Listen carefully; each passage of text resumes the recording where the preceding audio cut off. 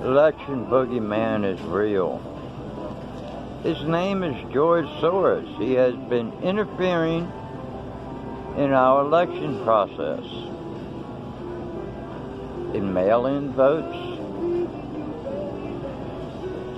paying people to fraudulently get people to, they're changing people's ballots out, all kinds of stuff is going on. Vote in person. Do not use the mail-in ballots.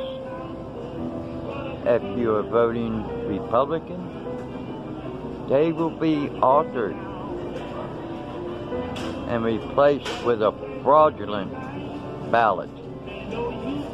Falsified, forged, bogus. Do the right thing. Vote in person. Biden spent this day in Wilmington, Delaware, where he outlined his plan to distribute a vaccine. The former vice president says he would start by implementing an effective distribution plan from the minute he takes office.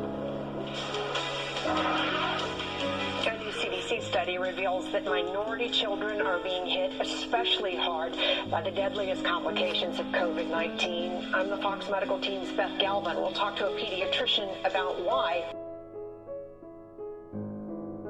First responders, National Guardsmen, or members of the military as a protected class. Meantime, authorities in Kenosha, Wisconsin say damage from unrest in the city has surpassed $11 million. Rioters and protesters hit the streets over the shooting death of Jacob Blake last month.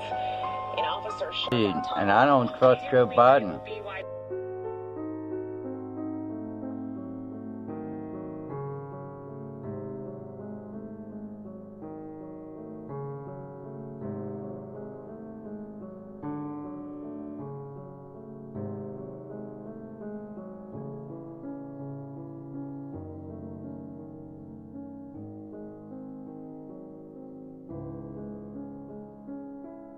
Jim Beard's attorney, Scott Grubman, says his client emphasized the search for a coronavirus vaccine must not be politicized. I trust vaccines. I trust scientists, but I don't trust Donald Trump. Joe Biden is calling for transparency surrounding the search for a coronavirus vaccine. Days to help with relief operations. And here's a look at the type of situation those volunteers will face. This is serious storm surge in Shalimar, Florida, showing part of a golf course underwater. It's on the Florida Panhandle, just east of Pensacola. Sally has since been downgraded to a tropical storm. This is Mark Churches down here in Fort Morgan with the weather update. Josh, how's the weather out here?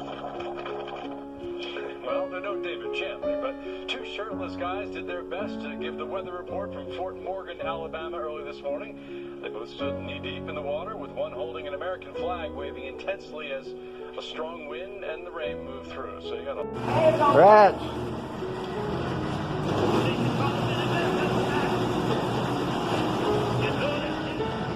I hate the rain. Got at least another day of this crap. Was taken to the hospital. We don't know right now the extent of that person's injuries, but we'll have much more details for you. Again, this is a developing situation out here in Southwest Atlanta, and we'll continue to bring you the latest on air and online. For now, that's the latest in Southeast Atlanta. Janice here, Fox 5 News. Such a tragic situation. Janice, thanks for the update. A murder mystery that has haunted police in Oakland. Joe Biden believes he can control Mother Nature. Well, I think Sally had something to say about that. Those issues before, seeming really frustrated and angry. We've previously told you medical experts feared that social isolation, along with fear, uncertainty, and economic worries, may lead to mental health issues. Figure out who she is. Fox 5's Denise Dillon tells us police are hoping someone in Georgia has answers for them.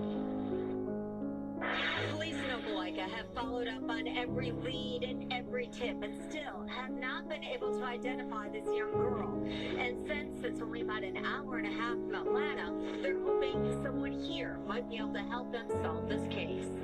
We just really believe that there's somebody out here that is going to recognize that little girl. Who is she? And what happened to her?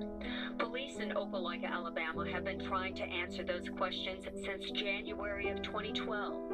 That's when the remains of a young girl between 4 and 7 years old were discovered in a wooded area near a mobile home park.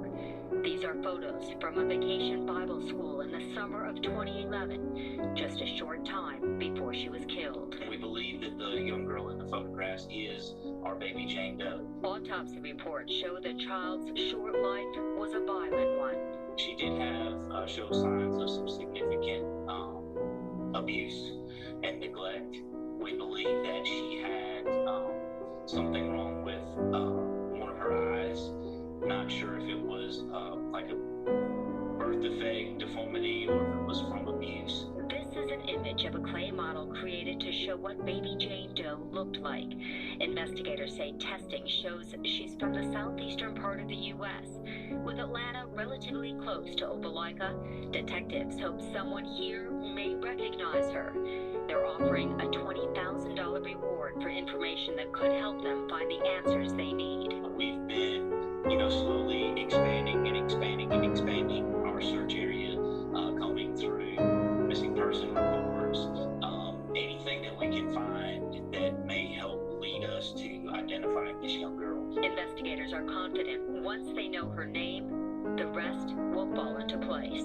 We'll be able to solve this case and figure out exactly what happened and hopefully get her some justice. Police say, be one with your imagination, and be wise you will. From his ulcer. His family claims he was not given.